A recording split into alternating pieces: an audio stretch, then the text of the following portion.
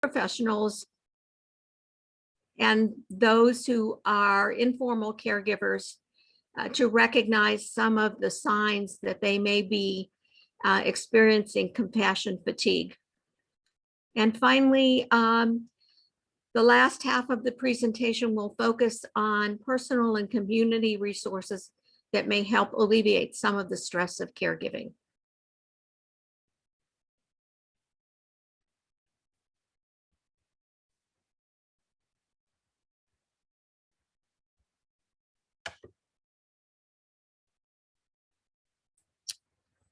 Okay.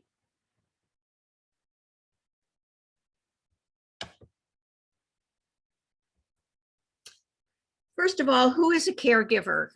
We can talk about formal caregivers and informal caregivers. Formal caregivers being those paid professionals and paraprofessionals, such as doctors, nurses, health aides, psychologists, and therapists who receive compensation for providing caregiving services to all aged individuals. Informal caregivers are sometimes paid, but mostly unpaid individuals who have not been trained, but who provide care to family members, neighbors, or friends. And caregivers most commonly assist care recipients who have impairments related to aging, disability, or a mental disorder.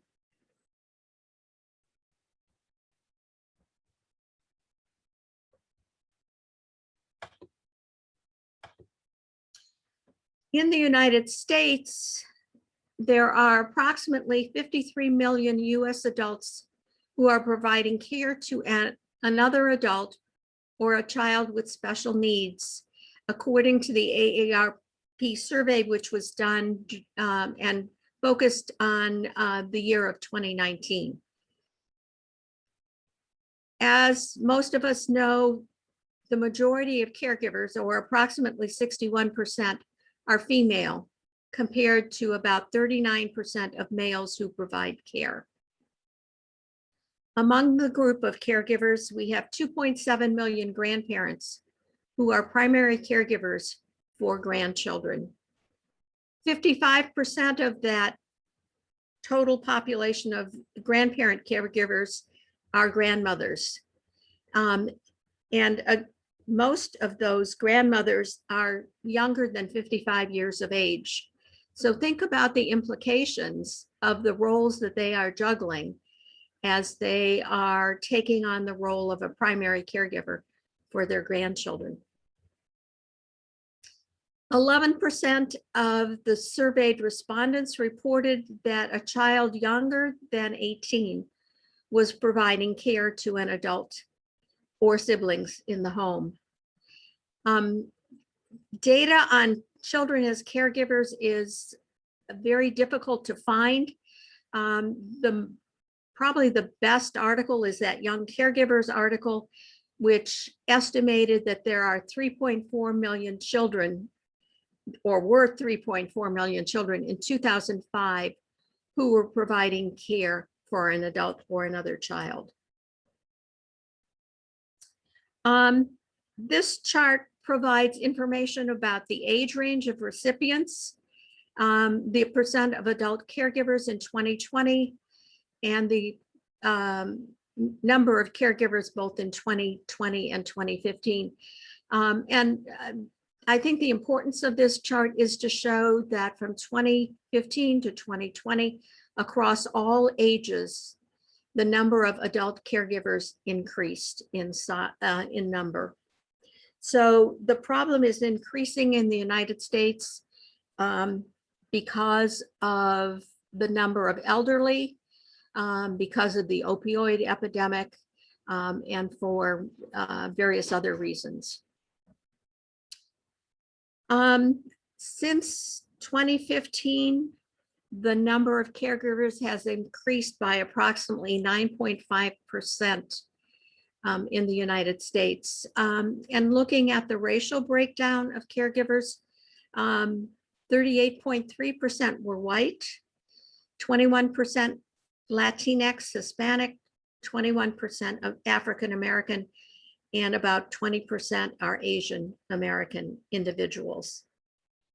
We don't have time to go into some of the unique characteristics of each of the racial groups, but there are differences in terms of felt obligation, the type of population that are being cared for as well. 24% of the caregivers report that they are caring for more than one person.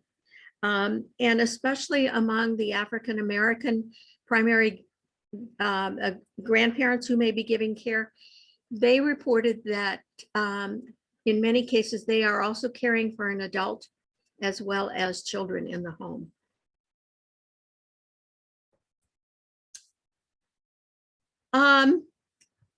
Also, to break down some of the types of caregiving by circumstances, 26% care of the caregivers care for someone with Alzheimer's disease or dementia, and this has increased in size.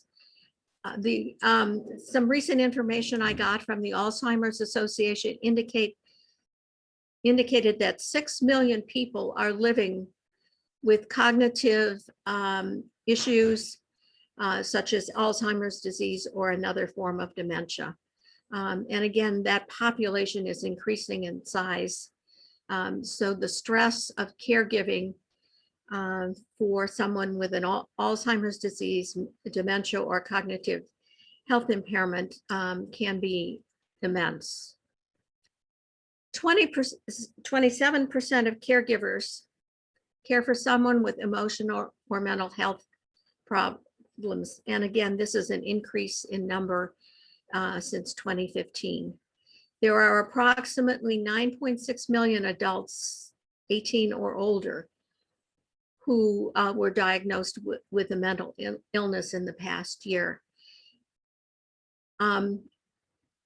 This is not to include the number of youth that also may have emotional or mental health issues. We can look at the types of caregiving that are being provided. Approximately 19% of the caregivers are providing unpaid care to an adult with health or functional needs. 99% reported helping with instrumental activities of daily living. And just to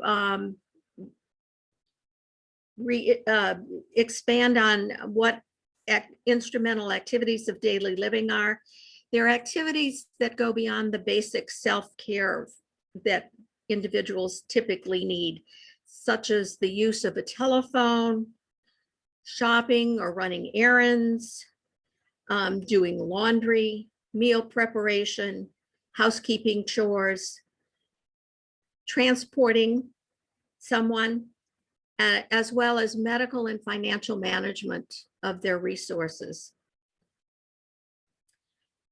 Many of the caregivers are the liaison between the care recipient and their medical professionals. So they are arranging appointments, getting information, procuring prescriptions, etc. for them.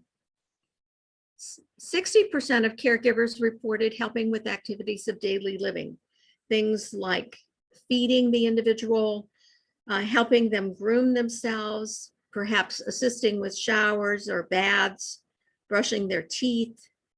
Some may have physical limitations that affect their ability to dress or undress themselves, as well as move about in their environment. So transitioning from sitting to standing to walking would be involved with that care. And then some also had issues with control of the bowel and bladder. So helping them if they have toileting accidents, helping them to the toilet and things like that. And lastly, 60% have reported help with medical and nursing tasks. And I already mentioned what some of those might be, such as appointments with doctors, transporting them helping with therapy, exercises, etc. In Ohio, the typical Ohio family caregiver is 57 years old and cares for someone who is 80 years and older. This is a little bit older than the national averages, which are a range anywhere from 44 years to 49 years for the typical caregiver. In Ohio, the number of family caregivers as of 2020 was approximately 1,510,000 family caregivers. So that's a significant part of the population. 86,502 are grandparents who are caring for one or more grandchildren. These caregivers contribute 1.27 billion hours of care, which may range anywhere from 29 hours per week to significantly more hours than that. And the estimated monetary value is $16.8 billion that they contribute in unpaid services to the economy. Caregiving can be a very stressful experience because it requires the caregiver to juggle work, family, and caregiving. If the recipient of the care is a spouse, caregivers have reported using approximately 44 hours per week in providing care to that spouse. In contrast, if it's a child less than 18 years of age, caregivers report providing approximately 30 hours of care per week for that individual. Their caregivers report that caregiving affects their emotional, physical, cognitive, and social well-being. 40 to 70% reported significant symptoms of anxiety and/or depression, with approximately 50% having such severe signs of depression that they would fit the DSM criteria for a diagnosis of severe depression. In addition, caregiving has both direct and indirect financial repercussions for the individual. 78% of caregivers provided out-of-pocket expenses of approximately $7,000 to $12,000, which were related to caregiving. And that might be helping with utility bills, paying for medications, and contributing financially in other ways. Because of contributing to a care recipient, some of them have tapped into their retirement savings. 23% indicated they reduced their retirement savings to help financially. 23% have also taken on added debt. Some of that added debt may have occurred because they left their job as a result of trying to juggle both caregiving, their own family needs, and the needs of the job. 61% of caregivers are working either full or part-time, yet 32% reported leaving their job because of caregiving. Of that 32%, 14% took a leave of absence, which left them with some opportunity, perhaps under the Family Leave Act, to go back and have a job when they were ready to return to their employment. In addition to the indirect effects, if grandchildren are caring for grandparents, they may have put their education on hold, in some either going part-time or taking a leave of absence from their curriculum. Their careers may also have been delayed. They may not have had the opportunities to move out of the area because of caregiving demands.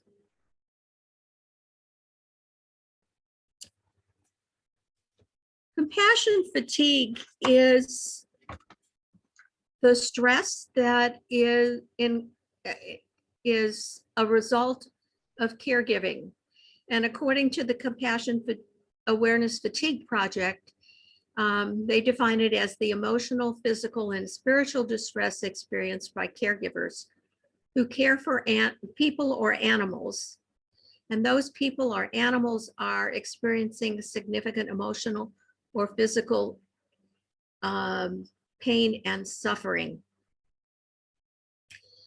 Some caregivers also experience vicarious or traumatic stress from watching their loved one going through the physical and mental and emotional pain. Some child caregivers in particular have reported distress if the tasks that they have to undertake involve personal care for relatives of the opposite sex. So I think it's important to be aware that the stress can be very traumatic, which may be a function of the age and the coping skills of the particular individual.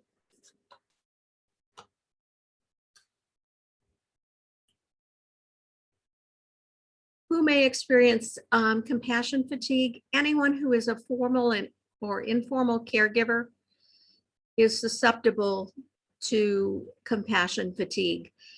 And just to reiterate, those formal caregivers are safety workers, healthcare workers, staff working in nursing homes, rehab facilities, or long-term care facilities, counselors, psychologists, social workers, and therapists, and even educational personnel, especially teachers. Some of the information, especially over the last year and a half with COVID, indicated that a significant number of teachers retired early because of the stress of and worry about COVID. Excuse me. 3 to 4% of teachers exhibit chronic burnout and leave the profession, and that was prior to COVID. So it will be interesting to watch those statistics and what will happen with education personnel in the future. Monica, who is involved in the nursing profession, has come up with a model of stages of compassion fatigue, and feels that individuals progress through a number of these stages, especially stages 1 through 3, and hopefully they get to stage 4. Stage 1 involves symptoms or signs of negativity that affect the workplace as well as interactions with family relationships. The individual may be irritable, cynical, sarcastic, or very critical, and not find things right with issues in their lives. Sometimes these caregivers in this first stage also have a very morbid sense of humor regarding patients or family members, and you'll hear them making jokes about interacting with either the patient or the family member. In stage 2, which is characterized by a lack of energy and motivation to accomplish responsibilities, as well as job dissatisfaction. The individual typically experiences either physical, mental, and or emotional exhaustion. They don't have the energy to fully engage in the tasks. Some of these tasks which they previously enjoyed, sometimes tasks which are related to their work responsibilities. Also in stage 2, there's a sense of isolation, primarily due to a perceived loss of support of coworkers, supervisors, other staff, or family members. And we have to look at the fact that some of this is the perception of the caregiver and not necessarily what is actually occurring in the environment. This sense of isolation may occur because they have withdrawn from social interactions with family and coworkers, or because they have withdrawn from activities which are previously enjoyable to them. There also may be physical health problems, as well as changes in sleeping and eating patterns that may occur. Physical health problems can occur in transitioning adults in particular, where you've perhaps pulled a muscle or have injured yourself in some way in trying to provide care to that individual care recipient.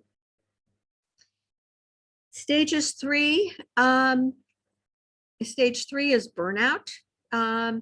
Again, there's a perceived lack of support. The caregiver perceives barriers to providing care. There's a decline in the well-being due to the stress of caregiving in both their professional and personal life. The individual tends to focus on tasks and getting them done rather than the more interactional approach with the person. So they may be trading time for money, as in the case of foregoing employment to provide care. They may become indifferent. And so the quality of the care or the quality of the interaction declines. And most importantly, there may be a loss of boundaries that occurs in maintaining their own well-being and self-care. And the last stage, according to Warnica, is that of hope and recovery. And so we hope that caregivers recognize some of those negative signs and symptoms and can take action to enter stage 4, that of hope and recovery, where they have a greater sense of purpose regarding caregiving. And they also are able to create a balance between their employment and reasons for choosing to be a caregiver.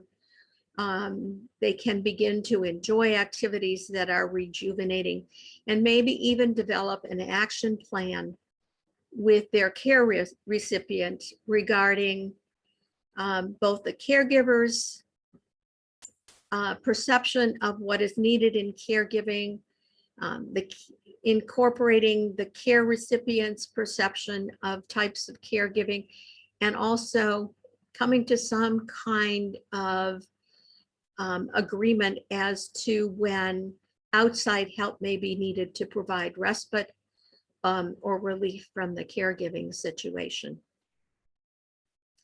Our next part of this webinar will focus on resources that individuals may use to alleviate the stress of caregiving.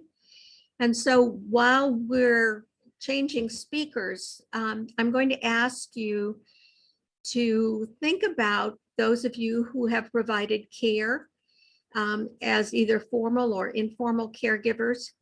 What techniques or behaviors have you used? And please put that in the chat box. Thank you.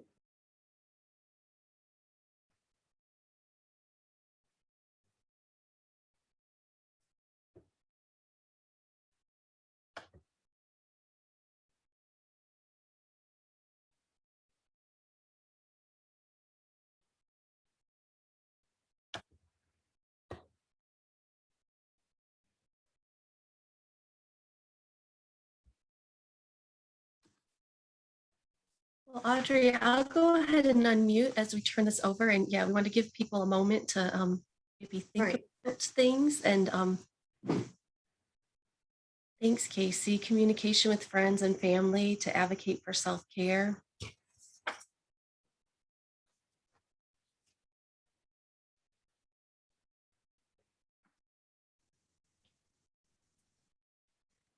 Scheduling caregiving responsibilities when possible. Time management is really important. Reflection and mindful practice.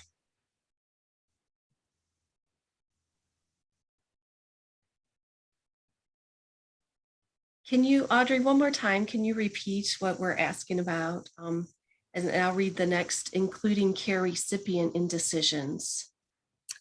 We were asking you to post in the chat box some things that you found helpful in de-stressing or minimizing stress in providing care to another individual.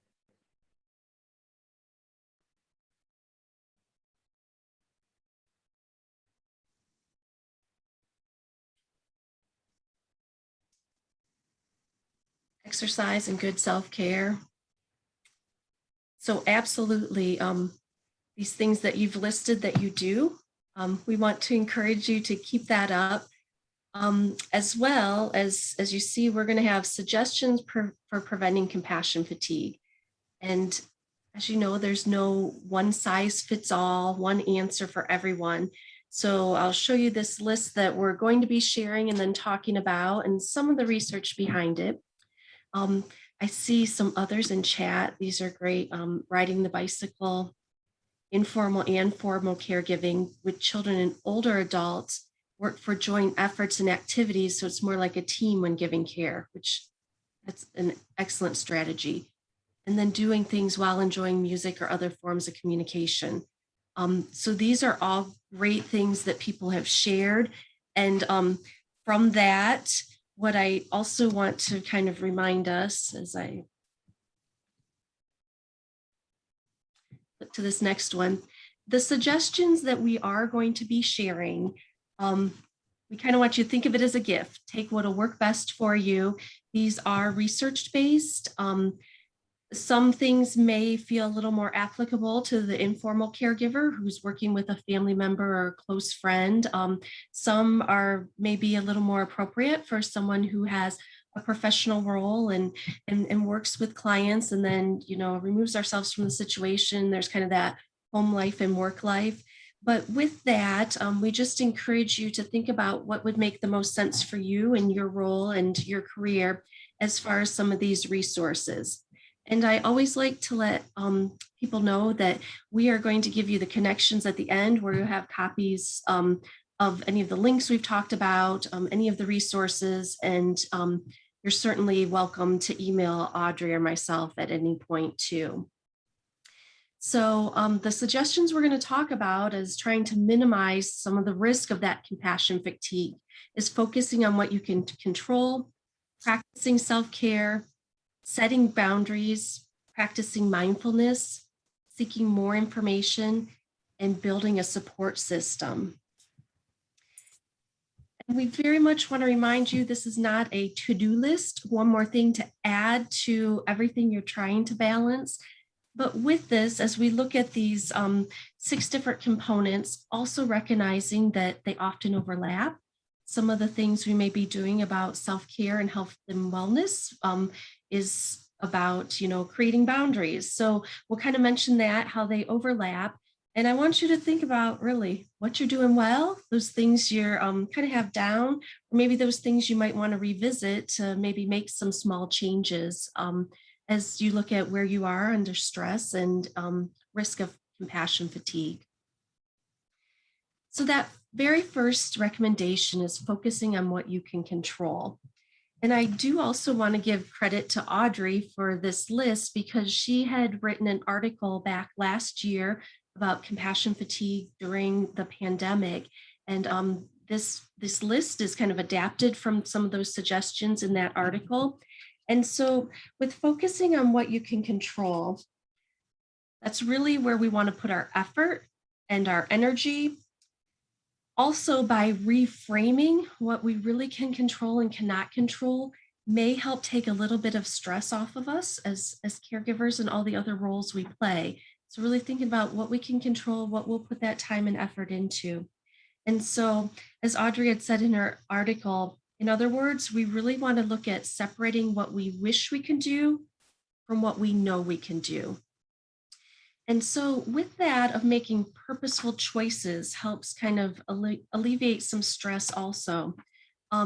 You'll see on the right-hand side is this infographic, and this was designed by, her name's Brandy, and she offered it for free. It's still free, but had designed it last year during the pandemic to really help families who were now at home together.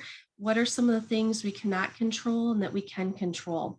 So if having an image of that is a good reminder for you, you'll have that link where you can go to that and download it for free. And kind of back to that, certainly there's a lot we wish we could do, but really being realistic about what that circle is of our control and what we're able to do at that time as a way to help alleviate some of the stress. So the next recommendation is practicing self-care. And it was good to see that some of you had put that as your suggestion of things you have done in the past. Self-care is an interesting concept, especially when we talk about culturally, different communities might look at self-care differently. So I went for this basic definition from the World Health Organization. So one, we really want to recognize that this is a worldwide definition.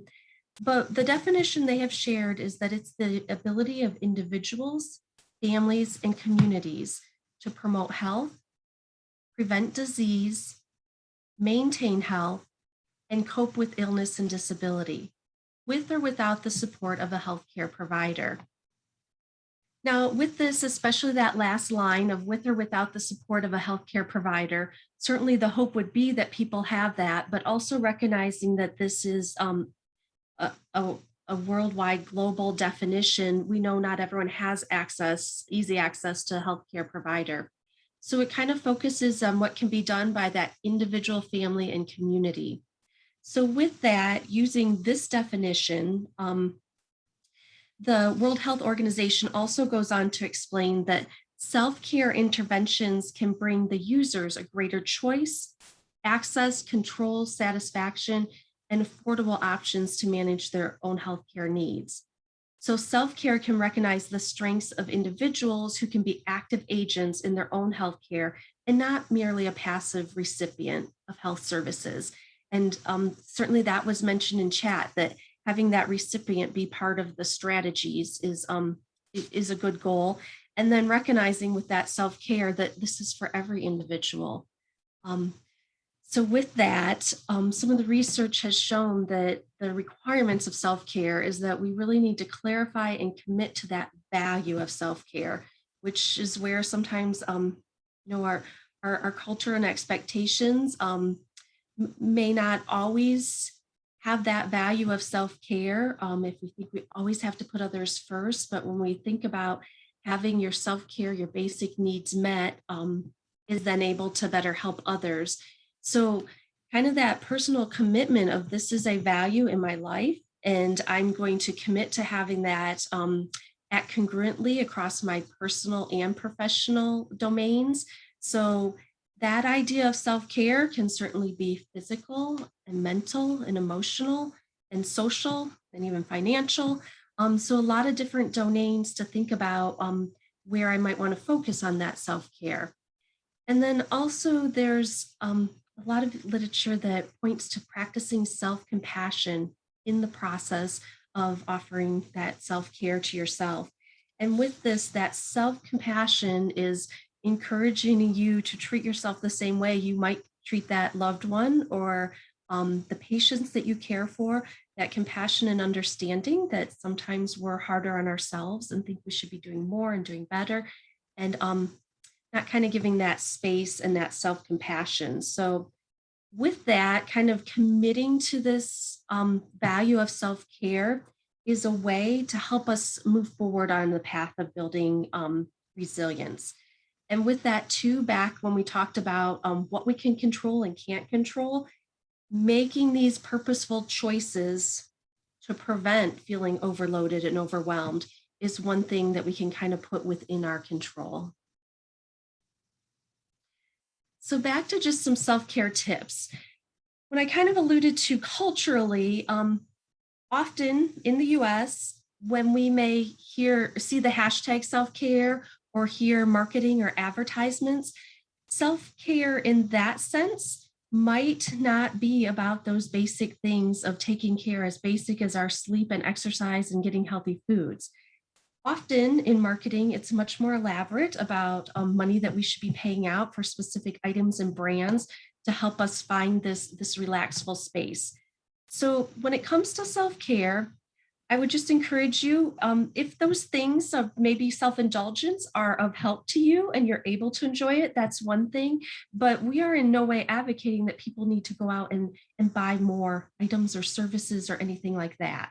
Now, certainly a spa day or a vacation is a nice way to take a break from the worries, but we want people to find ways to fit that self-care into daily routines, even when we're not taking that more expensive break or time away. So certainly with self-care, asking others for help and being very specific on what our needs are. And back to that, recognizing that as an individual, part of this family, part of the community, self-care is just as important for the caregiver as well as it is, the care recipient.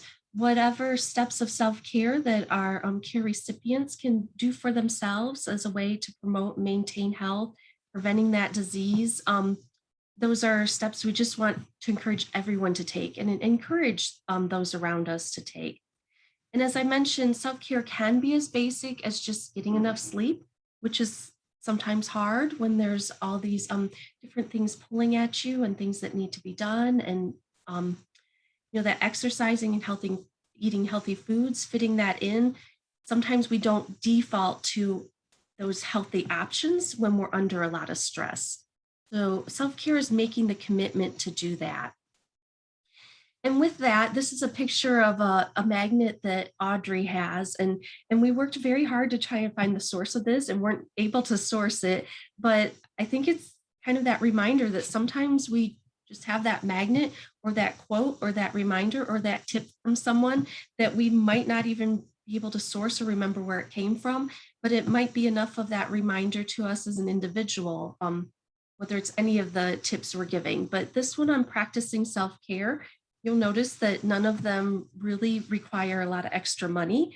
You could put a lot of time into them, but sometimes you may just need to do short amounts of time. So on this magnet, it has pet something fluffy. So we know that animals in our lives can often offer kind of that bit of stress relief. Listening to music. And so that was shared in the chat also, which is a great idea to help even with our mood. For some, maybe it's listening to music. Maybe for others, it's finding that 5 minutes of silence and quiet. You'll see that spend time in nature up above, and that too, as nice as it would be to go hiking at a state park, maybe it's just 5 to 10 minutes in the garden or outside in nature. Taking time to breathe, which certainly fits in well when we'll talk about the mindfulness, and that center one of reading a good book. And this one, I'd like to share this kind of goes back to the control and not control and what we wish we could do versus what we might be able to do.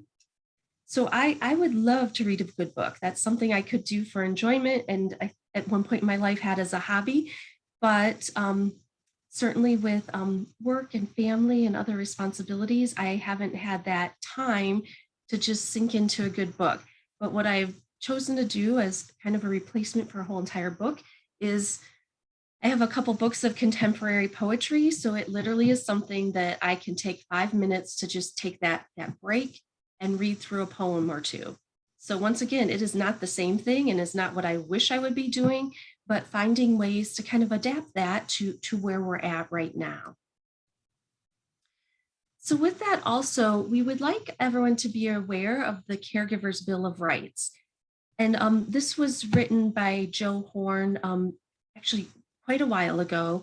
The information is still really good information, but it's pretty specific the way it's written, that it's geared towards that individual informal caregiver who's caring for a family member. It also has a little bit, the wording might also indicate about caring for an older family member. So for those of you who are on here as professional caregivers or maybe caring for other people that are not someone who is older, some of the wording, maybe you could adapt to your own needs. And I know it's kind of small print, don't expect you to read through all of this, and we'll have that resource for you. Stephanie's dropping some links in the chat box, but also at the end, we'll let you know where to go to all of this. But that self-care, taking care of myself, is not an act of selfishness. Seeking help from others, having facets and areas of your own life or that are beyond that caregiving role, expressing difficult emotions and feelings is important and okay. Kind of the emotional part of that self-care is, not falling prey to other people's emotions, and having that kind of guide and direct ourselves. We can see some of those topics of compassion for others as well as self-compassion, what we receive consideration, affection, and forgiveness. Taking in pride in what is accomplished and recognizing the courage to do this work. Protecting individuality. And then that last point is very much that one that kind of focuses on working with people who are aged, but I think this could talk about anyone that we're caregiving for. To expect and demand that as new strides are made in finding resources to aid physically and mentally impaired older persons in our country, similar strides will be made towards aiding and supporting caregivers. So not only the work we do as individuals and the people we're caring for, but that we need to help create and make these benefits available to caregivers as well. And I don't know what's going on with this PowerPoint. Okay, so the next topic is boundaries. And here's where I wanted to bring in a little bit about being out in nature, as well as we talk about this topic of boundaries. So as we're talking across the state of Ohio, certainly we have state parks everywhere, but I work in Lucas County, so our closest one is Maumee Bay. And this year there's this family. You see on the right-hand side of that sign, thank you for protecting,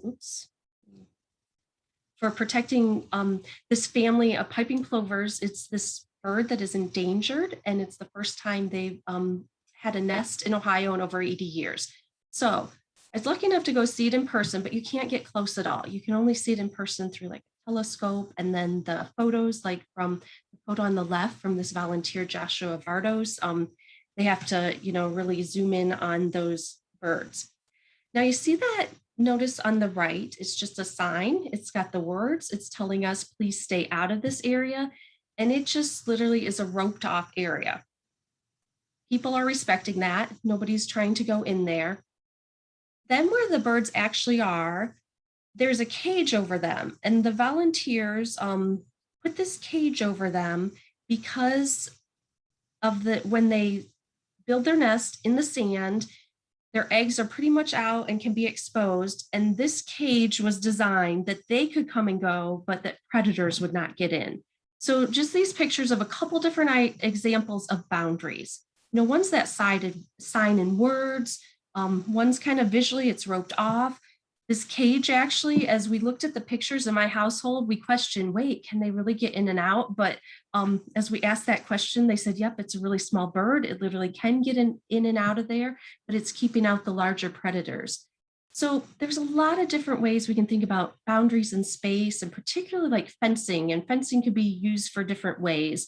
Maybe a privacy fence, or maybe a tall fence with barbed wire on it would be used in places to keep people out.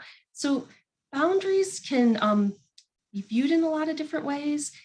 And with that, if we're kind of comparing it to fencing, when we talk about personal boundaries, it's a little bit different to visualize, partly because our personal boundaries are often invisible. They might change depending on where we are and what our needs are. And sometimes it's hard to define them and even share them with others. So, kind of looking at this idea of setting boundaries, this too for ourselves could be set in different domains. And just to give a couple examples, maybe that physical boundary is realizing what you can control and not control, and what you can do and not do. And so sometimes people who are caregiving for a loved one have to make that hard decision that physically I'm no longer able to care for them in this way, or help move them, or whatever the situation might be. So kind of setting those boundaries about, personal health and wellness, and what you literally can do physically to help your loved one. Um, I'm going to jump down to emotional and talk about the value of that caregiver's bill of rights said we're allowed to share those emotions that come up. We're human beings, we have emotions, and some of them are it's not enjoyable to feel anger or to feel overwhelmed or things like that. But with that, it's okay to share that, and kind of having that safe space to share what you're actually feeling. And then for those of us who work in the professional field as caregiving, kind of that physical boundary or that space or time between clocking off and being done with work, and not necessarily bringing that home to the personal home, especially those worries and concerns for your patients, but kind of creating those boundaries for yourself to best go throughout that workday. And I do want to give a couple examples if it's appropriate. So one on setting boundaries. Years ago, I had met a family that they lived in a small town, small community, and an individual family member had an unexpected life-threatening disease. So the community knew them, kind of gathered around and supported, helped with things like meals, transportation for their family members, was willing to kind of pitch in and do what they could. But what was interesting to me about setting boundaries was that one of the parents, in order to get through this incredibly stressful time, um, knew the value of that self-care and going and exercising regularly. So whatever their schedule was of going to the local gym and getting that exercise and physical activity in, also talked with the community members there at that gym, people they knew from other spaces in town, and said, this time when I'm here exercising, I just want it to be about me and other topics. And it was not a place where they wanted to be answering questions about the loved one, knowing that others were concerned about their health and wellness, but people knew where they could go to get that information. So sometimes figuring out what the best situation and boundary is for yourself, sometimes in the middle of it, of all that stress, it's hard to figure that out, but kind of working on it and thinking about the things that might be more helpful for you physically, mentally, and emotionally. And one of those things that often is mentioned, and research has certainly been done, and then this has been mentioned quite a bit, especially during the pandemic, is practicing mindfulness. And that mindfulness can very much be part of healthy habits like eating well and getting physical activity and enough sleep. So, this definition of mindfulness by John Kabat-Zinn is that mindfulness means paying attention in a particular way, on purpose, in the present moment, and non-judgmentally. So with that, whatever that present moment is, we bring this intention to be mindful. We're doing it on purpose, and we're bringing a non-judgmental attitude, which is not always easy because our brain likes to jump to all sorts of conclusions. And in the present moment, it's not always pleasant, but mindfulness is very much for the pleasant times as well as the hard times. So just kind of that practice of being in the moment and using mindfulness practices in that way. And with that, there's suggestions for practicing mindfulness. There's no one right way to do it. Some people are able to just kind of do it and work on it and really focus on the right here and now. Others, your brain may be very distracted, like we call the monkey mind, and it's jumping from here to there and everywhere else, which is probably not uncommon when there's a lot of things we are responsible for and need to be doing. So, with practicing mindfulness, similar to creating other healthy habits, we really encourage you to commit to a time to practice it and be persistent and kind of do it over time. Very much like with physical exercise, maybe you start a new routine of doing some light weightlifting. You're not going to see changes overnight. You may not see changes within the 1 week, but sticking with that as you kind of sometimes those changes are subtle. So the neat thing about mindfulness is that it can be practiced anywhere. You can do it with others. You can do it on your own. And what we wanted to do today was do a very short mindfulness practice. And this is one that I enjoy. It's from Blissful Kids, and you'll have the link to it. So you'll have all of the information. And even though the title of the site is Blissful Kids, this 3 senses is designed for kids and teens and adults. And the reason I like it is because we can, wherever we're at, we can do this mindfulness practice. So I'd invite you, if you want to take just a couple minutes to do this mindful moment, and I'll talk you through this 3 senses. So if it helps to close your eyes to block out distractions, you're more than welcome to do that. If you're in the middle of the office and don't want to close your eyes, you're not required to. But with that, I invite you to take 3 deep breaths.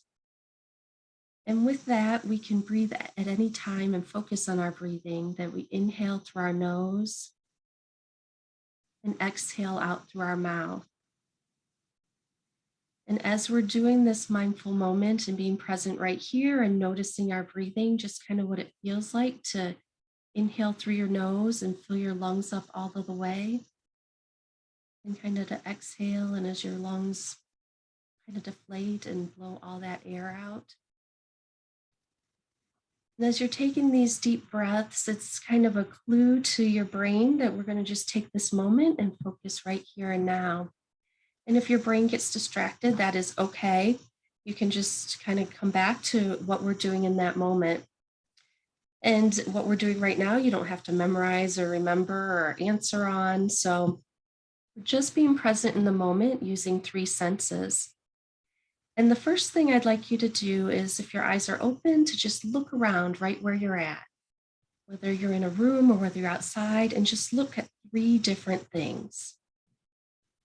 We literally are just taking one moment and looking at 3 things. You don't have to judge if they're pleasant or not, make any assessments about it. Just use your eyes to look at 3 things. And the next thing I'd like you to do is listen for 3 sounds. And it might be obvious sounds, it might be quiet sounds in the background. But listen for 3 different sounds. And the last sense we're going to use is the sense of touch. So right where you're at right now, what do you feel? And maybe it's taking your hand and feeling the fabric next to you or a surface next to you, or maybe it's just kind of focusing and noticing what the temperature of the room feels like, or if you're somewhere where there's a breeze, and just notice 3 things that you feel right now. And then we'll finish up by taking another deep breath and inhale all the way and exhale. And with this, we're kind of giving our brain that practice of being right here and just noticing right here. Now, this doesn't dissolve and get rid of all the other things in the to-do list, but taking the mindful moments and finding a way to practice mindfulness is encouraged as a way to kind of help our brains, that when the very stressful stuff comes up, it helps our brains do a quick pause before we jump into panic. and things like that. So practicing those mindful moments is not going to solve compassion fatigue, but it is a tool that can be used in helping things be a little less stressful. So another thing that we recommend is seeking information. And very much you're doing that right here today. However, you've come to this webinar, you're here for professional development to learn about what the research has been, how we can put some of this into practice. Hopefully that's of help to you, whether you're an informal caregiver or formal caregiver. Also, there's a lot of information that we might be seeking for our own personal growth and very deliberate and detailed about that person we're caring for or the field of work that we're in. So sometimes when we're learning new things and seeking information for that personal growth, particularly if we're an informal caregiver, we might also be needing to teach our family members and friends about that and maybe learning about a new diagnosis or illness of our loved one. And others are then learning from what we've had to seek information on. And then particularly because we're sharing this across the entire state, we want to make sure that people are able to find and link into their local communities. So 211 is a really good resource to start with to find out whatever those specific needs are. And then also depending what your caregiving situation is, what's going on in the local community, what services are offered, what support is offered. It might be different places of worship in the community or nonprofit organizations. It might be a branch chapter of a national organization that offers that information. And then also, we certainly know that online resources can be incredibly helpful, especially with maybe diseases that are not as common, and there may not be people in your local community that are going through the exact same thing. So with that, we just want to note that with online resources, this is an infographic that we've used, and it'll be shared because there's a link to a site on mindfulness. So if you want more information about starting a mindfulness practice, but this information is from the National Institutes of Health, just kind of 5 quick questions about what's online. So whether you're reviewing an online resource or even a new app, who is it that created it? What are they offering? Is it up to date? Where does it come from? Does it include scientific information? And then, why does it exist? Are they selling you something? Are they there for informational and educational purposes? Are they there for that support of that caregiver or the individual needing the care?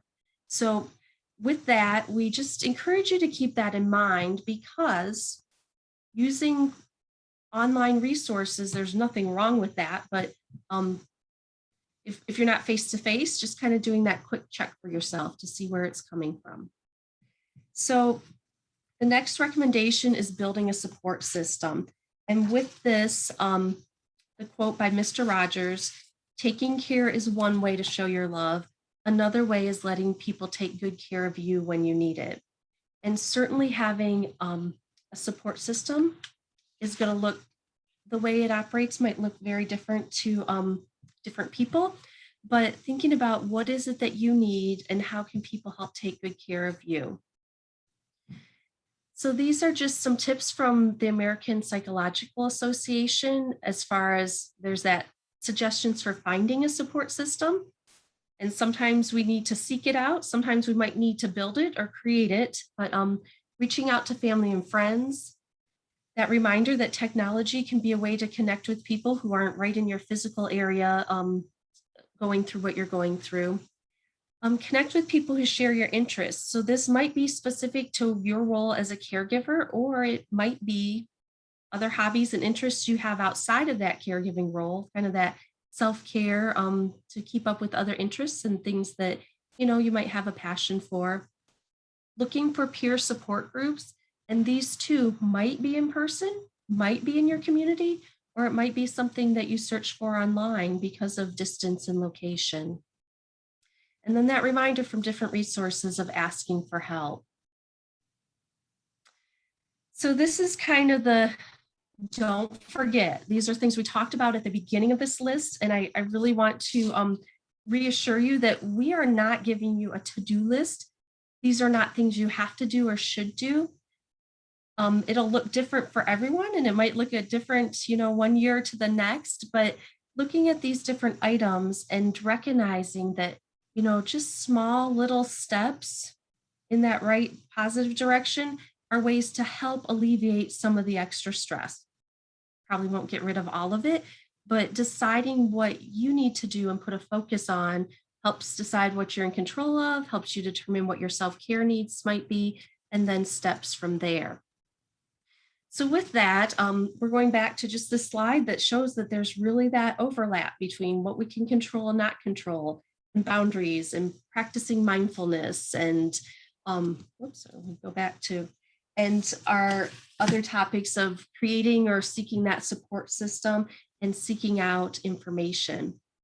So what we'd like to invite you to do right now is just kind of take a moment and think about, okay, so we've gone through this webinar. You're going to have access to all of the content. Is there an area that you can say, hey, I've done pretty good in that, and that's something I can share with others? Or you're like, wow, this was good information that I probably need to learn a little bit more about, or maybe I need to put in place for myself. And with that, as you think about what those things might be, I encourage you to kind of jot down on just even it's a little notebook next to you, what things you want to make sure you learn a little bit more about or put into practice for yourself. Or maybe if you are a professional who works with families, what information might be of most use that you can share and turn over to families. So with that, our list of resources will have links to different handouts from different national organizations that kind of just address different things that families and individuals might be going through as caregivers. And with that, I'm going to then go to a little bit more of our logistics of where you're going to find it. And also, if I can't quite see where I'm at, if Katie is on and could drop into the chat box. Oh, she already did it. Look at how quick she was. So Katie, if you go and look at the chat box, Katie had dropped in a link. So this link is a very short survey. It also is the link if you are on professionally and need that certificate that you were on this webinar today. It's where you're going to add your email address and your name. So, and what you want your name to look like on the certificate, and the Ohio Council of Family Relations will reply to you with an email with that certificate. So we really encourage you to go to that link that Katie has put in the box.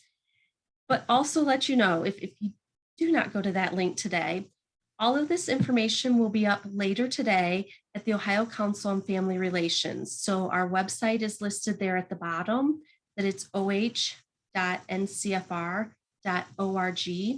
And with that, you'll be able to find a copy, a list of all the references, a copy of resources and handouts that you can link to. I see that the link's not working. You know what? Does Zoom do this to us? I am not sure. Let's see what we can do about that. So I really appreciate looking at that the link is not working. So one thing we can do is we can get a follow-up email to everyone that will have that link there. Wow, technology has been going pretty good today. So Katie's put another one in. I'm not touching it because I don't want to lose you. And with this too, I am watching chat box, but we would like to certainly Audrey and my contact information, like our emails, will be available on the website as well. So if there's anything you had questions about or wanted to follow up on, we love that you were able to join us today and take advantage of the work of the Ohio Council of Family Relations, that we're just here to help with education and helping families use that lens of working together and kind of looking about across the lifespan and what things might be most useful for families. So we're going to have to go check that link. And what I'm going to tell you to do is look for another email from me, probably within, hopefully sooner than later, but we're going to work on that link. So we are going to be wrapping up unless there's any specific questions that anyone has. And if you want, you can drop those in the chat box. So I'll wait just a moment for that. But the final reminder is use that website and look for an email where we'll have hopefully a working link. Katie's tried another one. She's working really hard on this, which I very much appreciate. That won't work. Oh. Yep. For some reason, it is not working. I wonder if it's something to do with Qualtrics, actually. I know, and I'm just thinking, since everything else worked, if this is the biggest snap right now. Oh, someone said that one worked. Okay. So try that other link. That and again. Thanks, Katie, for working on that. No, not for me. Interesting. Yeah, we are going to send the links out in the email. Yeah, we can send it out later. So it might be a little bit later. If for some reason there's something happening on Qualtrics, we won't send you there right now. So thank you very much, everyone, for the time you've shared today and for the work you're doing for loved ones and community members. We know a lot of work gets done behind the scenes, and we appreciate that. Thank you. I want to reiterate my thanks too for those of you who joined us, and hopefully the information will be helpful either currently or in the future for you. If you have questions, please don't hesitate to contact either Patrice or I.